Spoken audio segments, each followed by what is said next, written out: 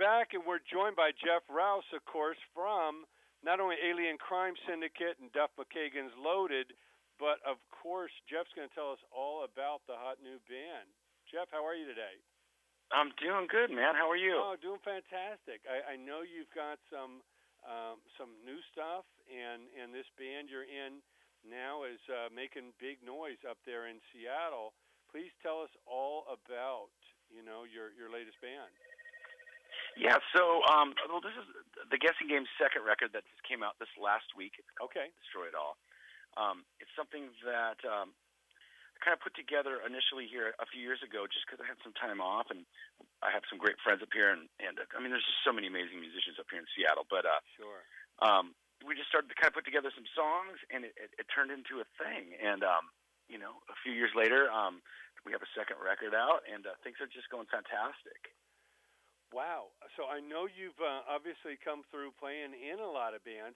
Take us back for a second. Growing up, were you in the Seattle area? Is that where you grew up? Well, yeah, I grew up about a half hour south of Seattle, in a town called Puyallup. Oh, yeah. Well, tell us about how you got involved in music. Who were some of your musical heroes, and how you came about to jump on playing the guitar? Yeah, well, just growing up in a household full of music, listening to all the standard stuff that us as kids probably listened to in that era. Anything from the Rolling Stones to Led Zeppelin to the Eagles, but also the Jackson 5, the Osmonds when I was a little kid, Sean Cassidy. I was kind of exposed to every kind of music, and so the pop music, the early rock and roll just grabbed you. AM radio, just AM radio. Oh man, I didn't have older brothers. I didn't have older brothers, and everything that I was exposed to was stuff either my parents were playing or on the radio. And as I grew up, I would, I grew up in, like I said, in Puyallup, which isn't a big city. Sure. So as I grew up, some of my best friends when I was a kid were playing in bands, and somehow I talked my parents into buying me a bass, and I just started playing. And then, lo and behold, I graduate from high school, and I get a flyer for a show one day, and it's at Kent Skate King, and it was Mother Love Bone and Alice in Chains and Black is Black and trans band called Tramp Alley. Regardless, so I show up to this skating rink, and there was 500 kids exactly like me, and it changed my world. It changed my life. Sure, you found your own. I did. You found your people. Love Bone and Alice in Chains in that kind of environment. Yeah, and these bands weren't big bands. Nobody knew about these bands yet. Right. And I just started going to shows and going to more shows, meeting guys, and I got into a band, and I was part of that whole Seattle kind of early '90s experience, and it just kind of molded me, and just I learned a lot. People were coming from all over the world to see any band. You could be playing in Seattle on any Friday or Saturday night, and you would be playing a packed show, regardless of how good you were, regardless of anything. Right. The scene was getting a lot of attention. It really was. It really was. And I just kept playing and kept writing songs and kept meeting people, and I look back at that whole part of my life with a lot of fondness now. It's just I was really blessed. Well, tell us a little bit about coming into the Alien Crime Syndicate, because I know Tommy Stinson, of course, we all know from the Replacements and GNR. Mm-hmm. How did all that come about? Oh, like I said, I was up here playing music, and this guy, Joe Reinecke, he was in a band called the Mises from San Francisco, and it was a band I really, really liked. And I think a band I was just kind of playing with briefly, we played with a formation. Joe got a record deal from a 4-song cassette, 4-track demo, but he didn't have a band, so he got some guys from LA, did a little 5-date West Coast run or something, and realized those weren't the guys he wanted to use. And I met him opening up for that show. I think by the time he got back to LA, I got a call from him and his manager at the time, who was also a friend of mine, just saying, "Hey, dude, I got a record deal. I have this thing. Could you be in LA by Monday?" And it was like a Friday. So I just packed up all my gear, my little Volkswagen Rabbit, and my clothes, and I moved to LA. It's the 5 freeway. I did, and went down there, and and I played in that band for 8 years. It was really great. I mean, we made a lot of great music. We just toured relentlessly in a van, and it was DIY punk rock. We got record deals, and all that whole stuff. And I went through the ups and downs of what all that is, and that band was great. Wow, it's and so I guess speaking of Tommy, so then living in LA, when we were recording a record with Gil Norton, our first record, Gil did The Color and Shape by the Foo Fighters and Pixies records and Catherine Wheel, a lot. Just echoing the Bunny, all the bands that I love. And Tommy would come by the studio, and we all became friends. And then at a certain point, Tommy put out his solo record, Village Gorilla Head, but needed a band.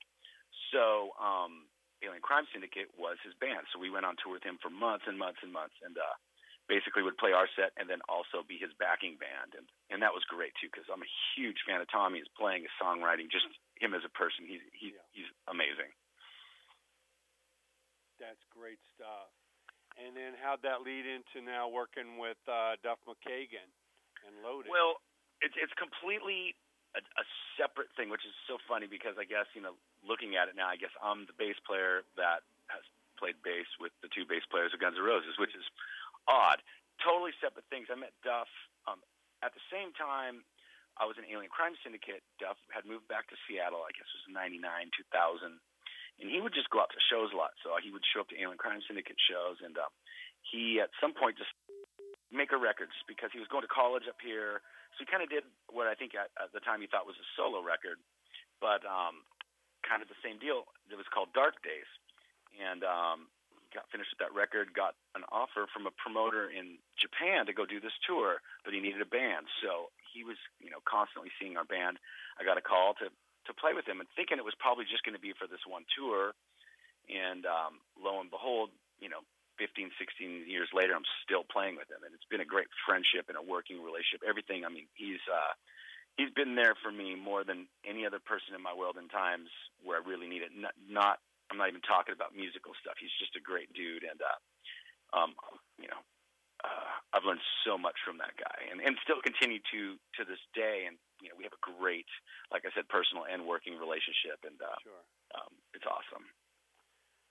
Well, it's amazing stuff. And I know there were great experiences you got to tour with Duff and Loaded. I guess you went to Japan and a bunch of U.S. dates. And I see guys from the Cult, Billy Duffy and Matt Sorum, joined you here in L.A. show and a whole bunch of great stuff. Oh, yeah. I mean, we've toured, like I said, for 15 years, so I couldn't even count. We've Japan, South America, Europe, U.S. I mean, we've put out, I think, Loaded put out 4 records and an EP or 3 records and an EP, and, everyone from those guys you mentioned to Corey Taylor to, Steve Jones to, people. That's the great thing about playing with Duff is people just want to come out and hang out and play, and it's been, what an awesome experience that has been for me, and to be able to travel like that and see the world as much as I have is something I kind of always hoped I'd do, never really realized I'd do, and it's been a blast.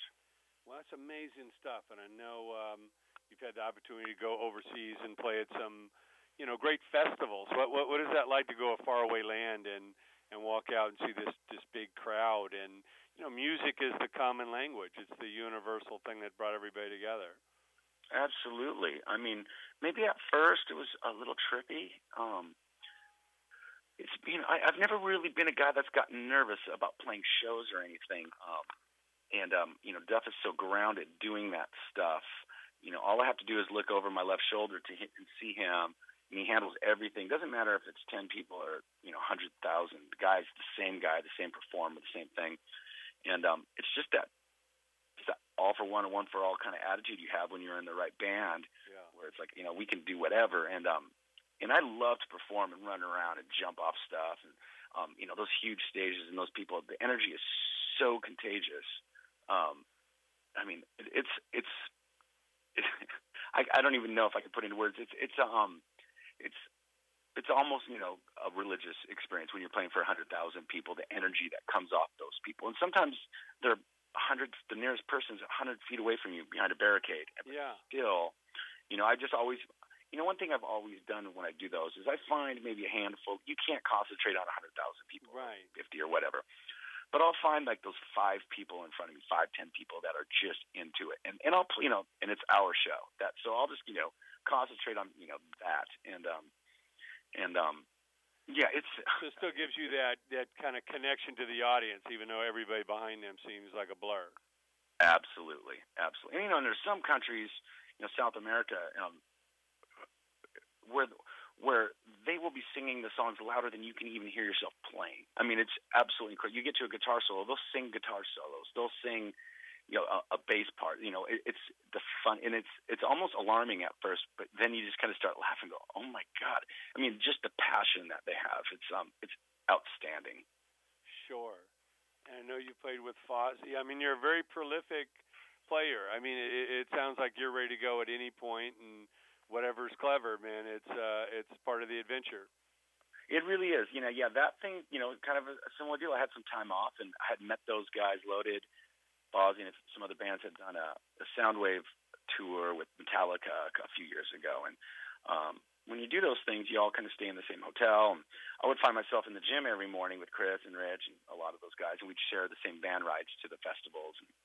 And I just really liked them. They were super cool. And their bass player here a while ago had some issues and couldn't to continue touring. And so I got a call like on a Tuesday, like, hey, Rouse, like, this is what's going on. Can you meet us on the East Coast on Friday? And I've never rehearsed with them. I just learned the songs. I went out first festival, Carolina Rebellion, I believe it was. And it was 25,000, 30,000 people or whatever it was, and just jumped up on stage. And it's one thing, I've just always been able to learn songs real fast. And I just love to play, and I love to take chances, and I love to just be out there. And so if I have time and things like that come about, of course I have to be connected to it, and I have to like the people. But that was just one of those cases where just all the stars kind of lined up, and it worked out perfect. And I love those guys. They're great. Sure. And that brings us to the guessing game. I know it means a lot to you. You guys are definitely making a lot of noise there in Seattle. Tell us about your bandmates in that group. Well, so the guessing game is myself, Kathy Moore, who's played with this guy Sean Smith and Satchel and Stone Gossett from Pearl Jam, and Brad and all these bands. Gary Westlake, who's played with Peter Frampton, and Kristen Ward, and Keith Asher plays with Starana, and Sean Zeller is our drummer, who's played with Redneck Girlfriend, and a lot of other bands up here. And they were all just amazing people, my friends. And like I said, we kind of came together just like, hey, let's make music. And then after that first record, and we really found an identity. And I think it kind of this last record really kind of came to fruition. We did a West Coast run, and we were down in LA and kind of rehearsing we just started writing some music. And all of a sudden, I think any band, once you kind of start playing together, it either really starts to work or you're done. Like you can really feel it. And around that time down in LA, we started rehearsing and started to kind of throw together some songs really quickly. And I'm like, we're starting to find an identity. Like, this is really working. And I'm like, we got to just, capitalize on this when we came. So when we were down there, we played these shows, kept on working on these new songs. We came back and immediately just started to write another record. And it came together so fast. I'm just so blessed to play with these guys because we just found something that really works for us. And, and we make records really quickly and really easy. Like our first record, Holy Crow, we did in 3 days. And this last one, Destroyed All, that's just coming out, we did literally in 4 days with a few kind of other makeup days just to kind of get some vocals. But we can do things really fast. There's no need. For this band, I don't want something, I don't want to labor over. If it's not going to work, I don't want to do it. No.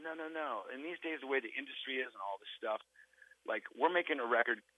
We're making these records for ourselves. I hope people like them, and they are, and that's a great thing. But from the gut, this is just something. It's like it's very personal for us, and it's very easy. And I think this band will continue to keep doing these kinds of things as long as it's easy like that. And I don't see it not being like that. Even as busy as everyone is, we can get in the room every time we rehearse. We come up more songs, and there's so much laughter and there's so much love, and that's super important to me. The older I get, it's like I don't need to be around people I don't enjoy being around. There's no need for that, and luckily the people that I love are super talented, so it's great. Wow. So Destroy It All is the name of the new album. What are you most proud of achieving with that? What does that do to step up from the first album? Well, I think the thing I'm most proud of about the record is as all this stuff is happening in my life and this band, my personal, the fortunate thing about doing I do or what we do is that a lot of times your life kind of really suffers from it, and that's just something you have to kind of learn. It's just very hard to keep it all together when you're doing as much stuff as probably I do. And kind of during this last year, my personal life just kind of came to it just kind of all fell apart. Long story short, and these guys in my band, they were just there. They were there, and I started to see a change in my personality.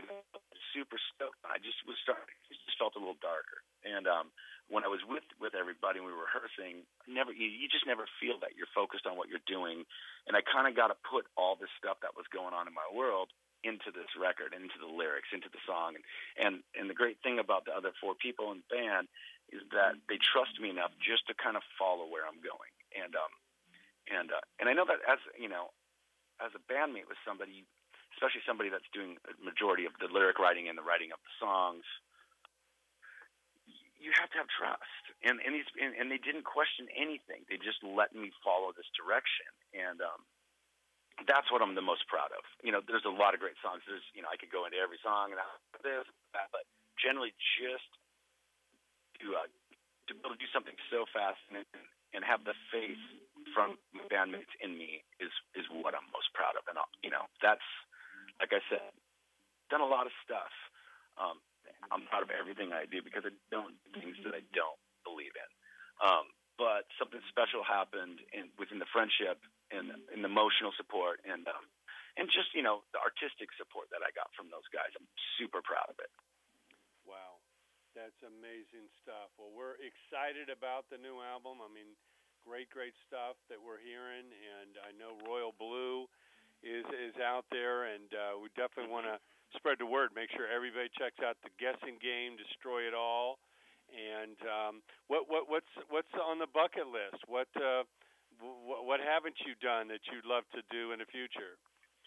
Well, God, it's funny because when I was a kid, I always thought, like, God, if I could just get in a band, that would be great.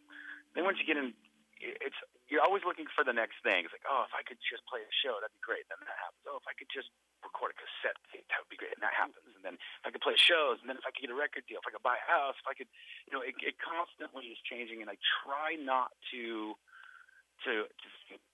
I really need to try to live in the moment. Right. Of course, you always have to be proactive.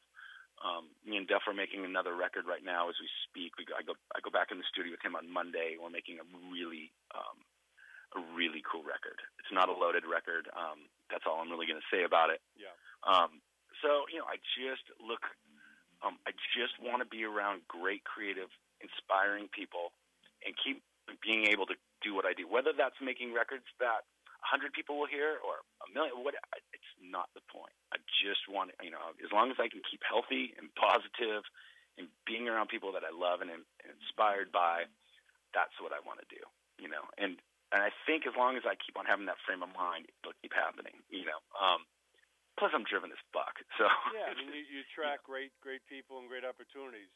All that you've been through. What advice do you give to that young player, that young garage band coming up today? I know the business is constantly evolving. I know it's hard to give them advice in that world, but creatively, as far as having the perseverance, the dedication, or the years to really find your own style and that chemistry. What advice do you tell them? Well, I think the main thing that I would think is, keep supporting and keep supporting your friends but don't try to be something you're not. Find something within you that you believe in, because I think people can tell when you're being honest. If stuff is bullshit, people are going to know. I guitar and bass a lot here when I'm home, and it's one thing I always really tell my students is as long as you're yourself and you're being honest and you're passionate, people are going to see that. And writing, it always amazes me when there's some 17, 18-year-old group of guys or girls in a band that write these amazing songs, because it took me a long time to really kind of hone in what it is I am as a songwriter. But I think you just have to be honest and be yourself and work at your craft. You know, write something every day. Just write, even if it's just one idea. Pick up something, make music. You know, own it, make it yours, and driven. And you keep, whether you're playing some local bar or local dance hall or YMCA, whatever it is, just appreciate the fact that you're one of those people that are, still being able to do it. Because there's so many people that just they can't figure out how to, figure out all this stuff. Just keep writing music and keep playing music, and you'll be fulfilled. And that's what's the most important in art. It needs to come from your soul, and as long as you're doing that, you'll be happy. Well, that's great stuff, Jeff. We love what you do, the music, the adventure, and all this new music. Can't wait to hear what you're cooking up with Duff. I want to encourage everybody, again, to go check out The Guessing Game. Destroy It All is the name of the album. Go to the website. Check them out online. And, Jeff, it's been a real pleasure. Thank you so much for joining us. They can go to theguessinggameband.com for more information. Thanks again, Jeff. Thank you, Jay. Awesome. Have a great day, brother, and I appreciate everything that you're doing and time to talk to me today. Appreciate it.